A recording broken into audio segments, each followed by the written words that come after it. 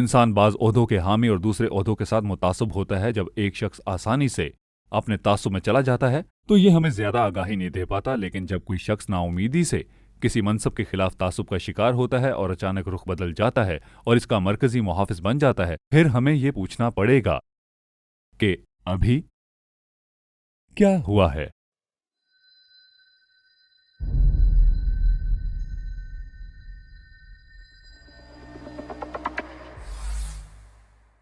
مسلمانوں کا ماننا ہے کہ حضرت محمد کے انکشافات آسمان سے نازل ہوئے تھے، لیکن ہمیں اس میں تعلیم کے تمام اہم اصول کی تعلیمات ملتی ہیں جو 7ویں صدی کے دوران عرب میں عام تھیں۔ عربوں میں یہودی توحید تھی، نیز مختلف انبیاء کے بارے میں یہودی داستانیں، ان میں سے کچھ کہانیاں قرآن مجید میں آ گئیں۔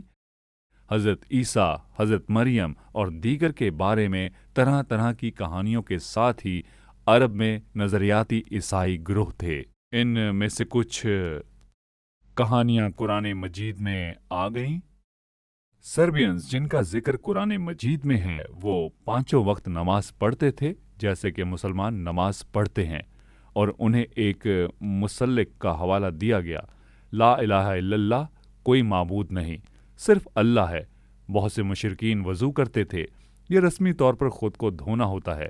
وہ مکہ مکرمہ میں سالانہ زیارت کرتے تھے، انہوں نے کعبہ کا چکر لگایا، انہوں نے ایک کالے پتھر کو چوما جو شاید جنت سے گرایا گیا تھا۔ جسے ہم اسلام جانتے ہیں وہ عقائد اور طریقوں کا ایک مجموعہ ہے جو پہلے ہی عرب میں گردش کر رہا تھا جب حضرت محمد مکہ میں پیدا ہوئے تھے۔ لیکن عرب میں گردش کرنے والے تمام عقائد اور عمل اسلام کا حصہ نہیں بنے، تو پھر کیوں حضرت محمد نے کچھ عقائد اور طریقوں کو قبول کیا لیکن دوسروں کو رد کیا؟ سلیکشن کا عمل کیا تھا؟ اس سوال کے جواب کے لیے ہم نفسیات کی طرف رجوع کرتے ہیں۔ حضرت محمد کی پیدائش سے قبل ہی ان کے والد کا انتقال ہو گیا۔ ان کی ولادت کے فوراً بعد اسلام کے مستقبل کے پیغمبر کو ایک رضائی کنبے کے ساتھ رہنا پڑا۔ جب اس کی عمر 4 سال کے قریب تھی تو وہ رضائی کنبے سے دور ہو کر اپنی والدہ کے پاس لوٹ گئے۔ اس کی ماں کا انتقال اس وقت ہوا جب وہ 6 سال کا تھا، اور پھر اس کی ذمہ داری اس کے دادا کے اوپر آ گئی۔ حضرت محمد اس وقت 8 سال کے تھے جب ان کے دادا بھی فوت ہو گئے۔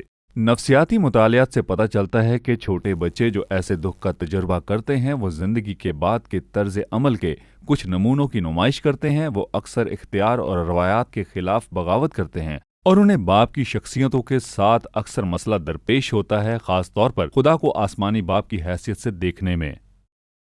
تو 7ویں صدی عیسوی عرب میں دستیاب مادے کو حضرت محمد کے نفسیاتی فریم ورک سے خود اظہار کیا۔ تعجب کی بات نہیں، اس نے اختیار اور روایت کے خلاف بغاوت کی۔ حضرت محمد نے مذہبی، معاشرتی، اخلاقی اور معاشی طور پر اپنے ہی لوگوں پر حملہ کیا، اور اس نے اپنے ہی قبیلے اور اپنے ہی شہر کو متشدد طور پر محکوم کر دیا۔ مشرکین مکہ اور ثقافت کے خلاف بغاوت کے ایک حصے کے طور پر حضرت محمد نے ابتدا میں یہودیوں اور عیسائیوں کے ساتھ اتحاد کر لیا تھا، لیکن چونکہ یہودی اور عیسائی خدا کو اپنے آسمانی باپ کی حیثیت سے دیکھتے ہیں، اور عیسائی کا ماننا ہے کہ خدا کی فطرت میں ابدی باپ اور بیٹے کا رشتہ ہے، حضرت محمد کے والد کے اعداد و شمار کے ساتھ نفسیاتی دشمنی نے اسے خدا کے یہودی عیسائی تصور کے ساتھ جدا ہونے پر مجبور کر دیا۔ اس کے انکشافات سے یہودیوں اور عیسائیوں کو خدا کو باپ کہنے پر مذاق اڑایا گیا، اور آخرکار ہمارے مذہبی نظریات کی وجہ سے ہمارے پرتشدد محکوم ہونے کا مطالبہ کیا گیا۔ یہ سب بالکل وہی ہے جس کی توقع ہم حضرت محمد کے طفیلی بچپن کے تجربات کے پیش نظر کرتے تھے۔ لہٰذا حضرت عیسیٰ کے بارے میں حضرت محمد کے دعوے الہی وحی کی بات نہیں، نہ ہی تاریخی تفتیش کی بات بھی ہے۔ یہ نفسیاتی اظہار کی بات ہے۔ دوسرے لفظوں میں حضرت محمد کے بچپن کے تجربات نے انہیں کچھ نفسیاتی پریشانیوں سے دوچار کر دیا، اور ان پیشن گوئیوں نے بعض عقائد اور طریقوں کو دوسروں کے مقابلے میں زیادہ درست ثابت کیا۔ جب 7ویں صدی میں عرب کے عقائد اور طریقہ کار حضرت محمد کے نفسیاتی ڈھانچے کے ذریعے چھانتے ہیں تو ہمیں اسلام مل جاتا ہے۔ یہ کیوں ضروری ہے؟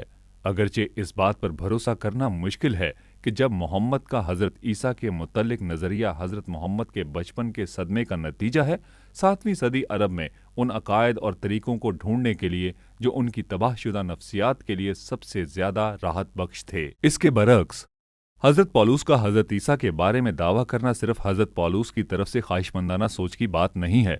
दर हकीकत वो बिल्कुल मुखालिफ हैं। पहले तो हजरत पौलुस ने हजरत ईसा और उनके पैरोकारों और इस पैगाम की मजम्मत की जिसकी वो तबलीग कर रहे थे। हजरत पौलुस को यकीन था कि अगर मजहबी रहनुमाओं ने बिद्दत का खात्मा किया तो तब ही खुदा सिर्फ इसराइल को बरकत देगा, और यूं वो इस चीज को खत्म करने के लिए निकला जिसको वो ईसाइयत का मजहब समझता था।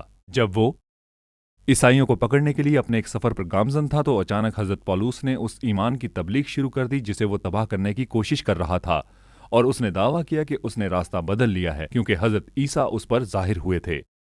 हजरत पौलुस की तब्दीली इसलिए अहम है क्योंकि वो इब्तिदा में ईसाइयत के दावों पर इंतहाई शुकूक व शुबहात के हामिल थे कि उसे मुकम्मल तौर पर मिटा देना चाहता था।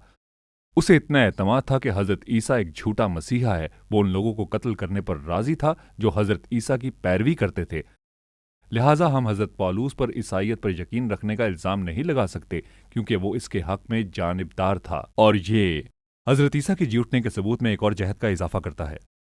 हजरत ईसा सलीब के जरिए अपने मौत के बाद बहुत से लोगों के सामने जाहिर हुए। 500 से ज्यादा अफराद जी उठने वाले हजरत ईसा के गवाह थे, लेकिन उनमें से बहुत से उसकी जमीनी खिदमत के दौरान हजरत ईसा के पैरोकार थे। तो कोई ये बहस कर सकता है कि उन पर मुकम्मल एतमाद नहीं किया जा सकता है क्योंकि वो पहले ही हजरत ईसा के वफादार थे। हो सकता है कि उन्होंने सिर्फ वही देखा हो जो वो देखना चाहते थे। वो हजरत ईसा की मौत के बाद गमजदा थे और अचानक वो उनके सामने जाहिर हो गए। शायद वो सिर्फ गम व फरेब का सामना कर रहे थे। इतने सारे लोगों के लिए एक ही तरह के मुगालते का तजुर्बा करना गैर मामूली तौर पर अजीब लगता है, लेकिन ये अब भी एक एतराज है जो नाकदीन उठाते हैं। हजरत पौलुस ताहम हजरत ईसा के जाने पर गमजदा नहीं थे, लिहाजा वो गम का फरेब का तजर्बा करने के लिए उस दिमागी कैफियत में नहीं थे, और फिर भी उसे वही चीज नजर आई जो दूसरे गवाहों ने देखी थी।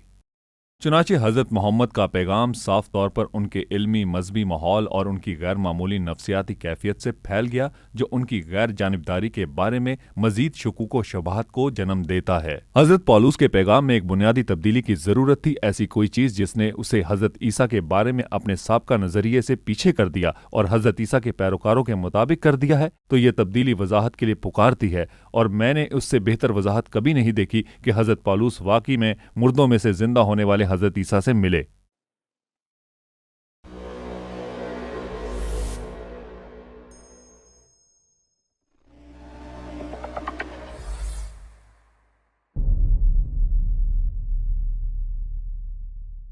सबको सलाम। वीडियो देखने का शुक्रिया। अगर आप ब्राउज करते हुए या कुछ तलाश करते हुए यहां तक पहुंचे हैं तो मैं आपको बताना चाहता हूं कि इस सीरीज में हजरत पौलुस और हजरत मोहम्मद का मुआजना किया गया है। लिहाजा अगर आप पूरी सीरीज देखना चाहते हैं तो प्ले लिस्ट पर क्लिक करें। अगर आप पहले ही प्ले लिस्ट में हैं तो आप ये देखने वाले हैं कि हजरत मोहम्मद ने इखलाकी तौर पर काबिल मुजम्मत जिंदगी गुजारी, जबकि हजरत पौलुस के मामले में ऐसा नहीं था।